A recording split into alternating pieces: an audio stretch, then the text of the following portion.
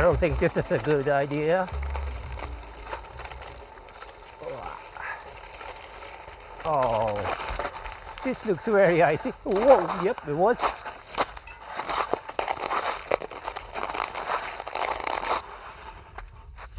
Let's take a break.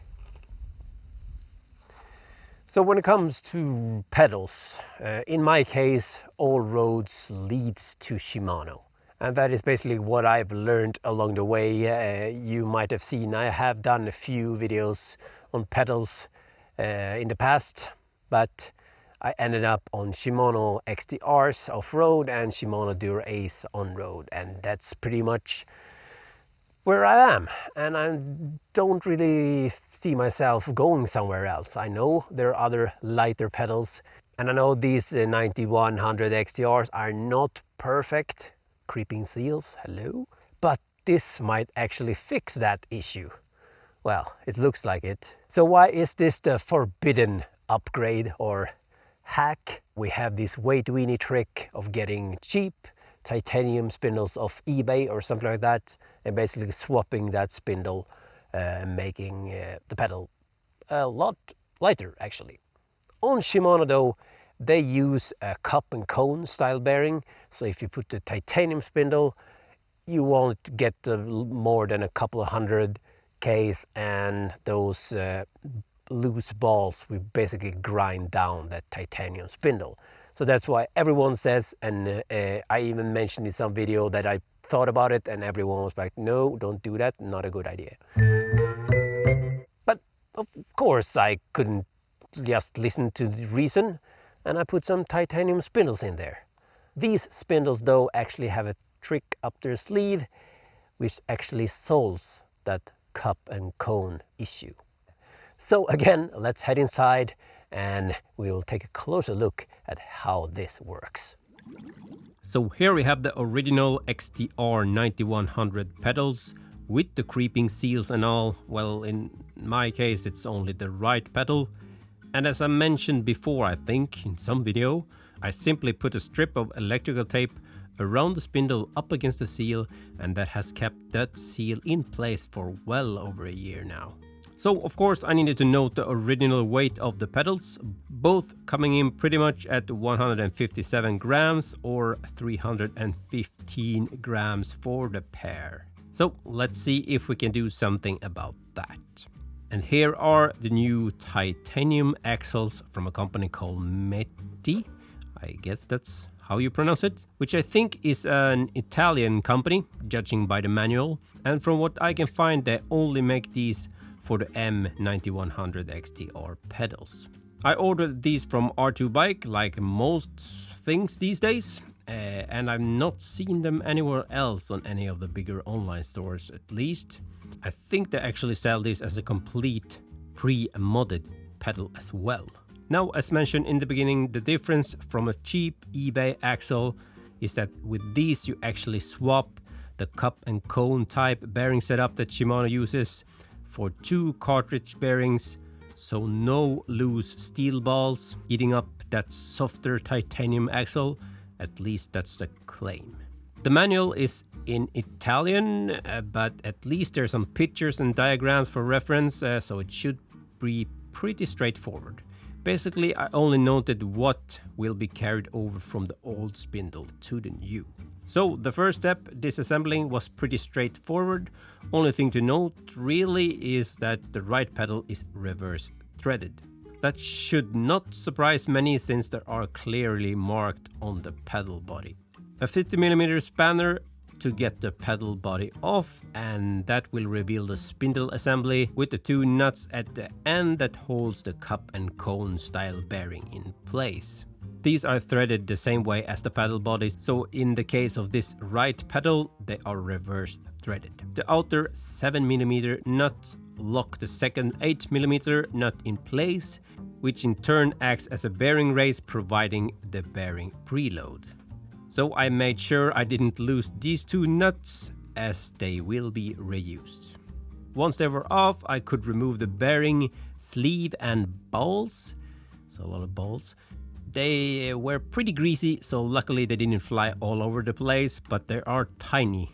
so I would definitely try to be careful. I was quite surprised how clean the grease still was in this pedal, especially since this was the one with the creeping seal and all, but that speaks to how nice and well built they are. Well, apart from that seal, I guess. Anyway, with that out of the way, I could remove the pedal body nut thing as well as the seal, and that together with the two end nuts will carry over to the new spindles. A quick clean of the part that's going to be reused, taking care not to damage that seal. One thing that is a bit different with using cartridge bearings is that I can't simply pump a huge amount of grease into the pedal body and then push the spindle and press that grease through the bearings that you can when you have the original open cup and cone style setup. So I made sure I had a nice layer of grease on the spindle before I started assembling. Then it was just a matter of putting back the parts in order, starting with the seal. There's a nice distinct groove in the new spindle, so hopefully the seal will stay in place. Then the pedal body nut thingy, I guess. After that, the spacer that came with the METI spindles, the two cartridge bearings, and last the two nuts that hold everything together, also carrying over from the original spindle.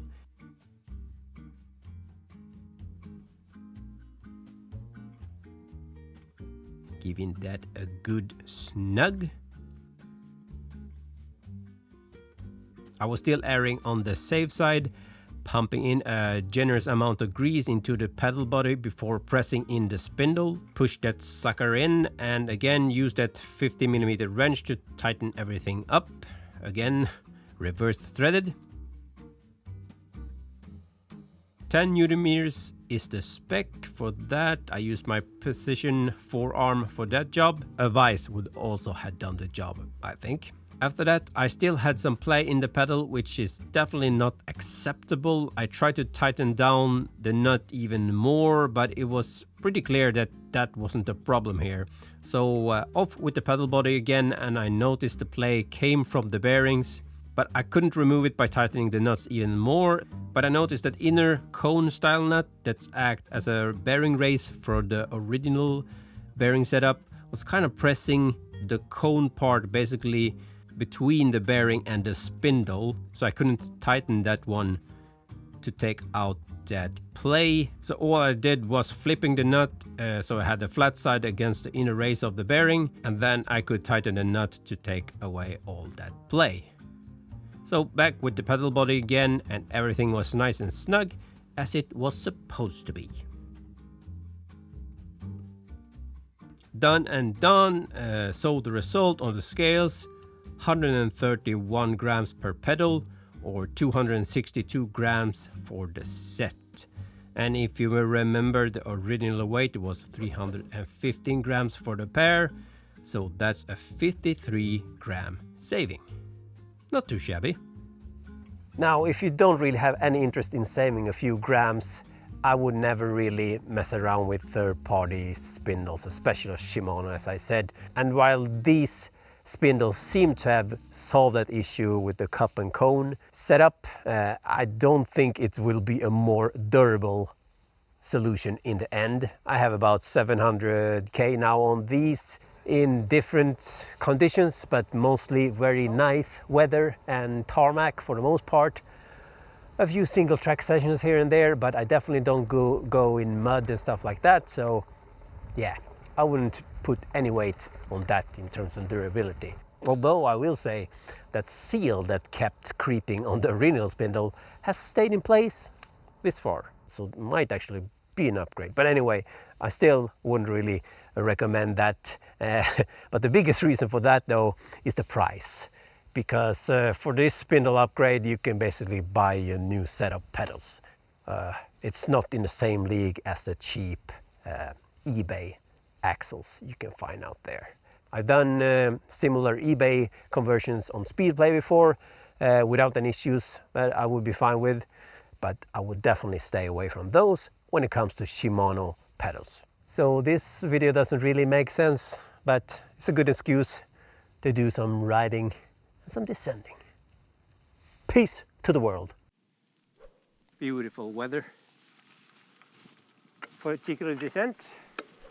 Ideally, it would have been a gravel descent, that the Echo is in full road mode, the light road tires, and all the chip flipped. So I think we're gonna have fun on this descent anyway.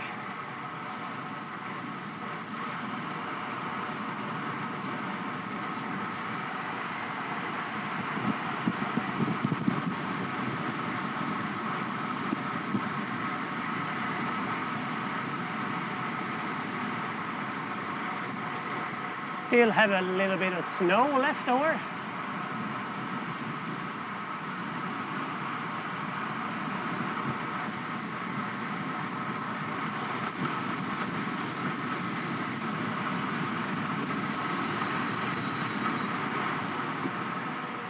Whee!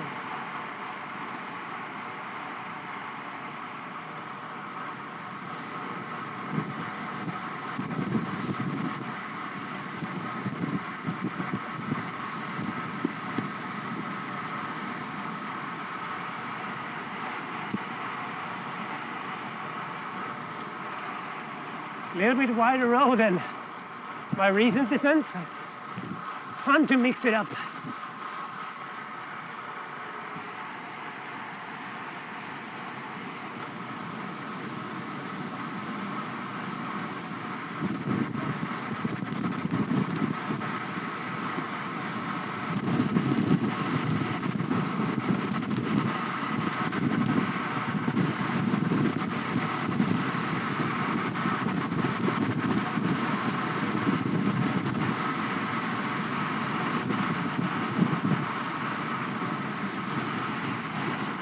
Oh, windy.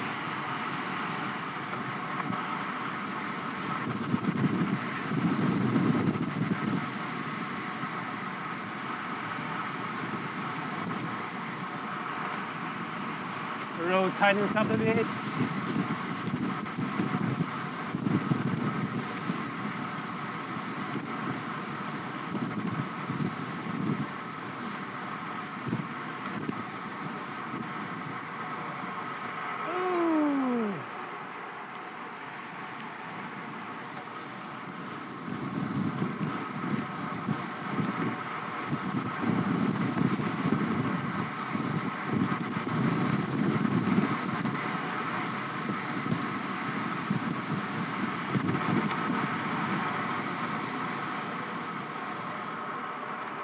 Oh,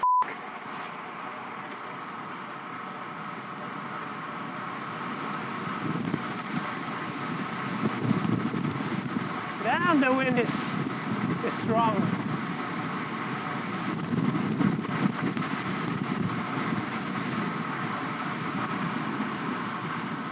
Ah.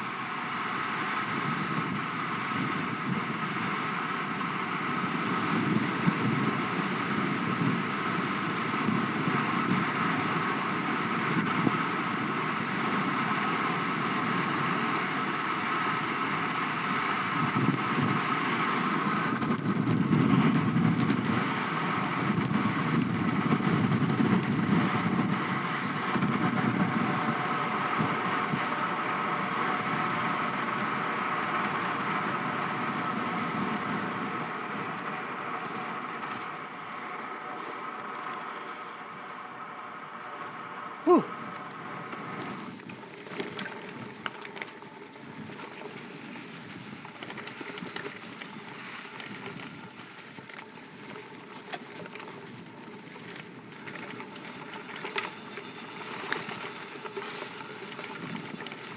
What?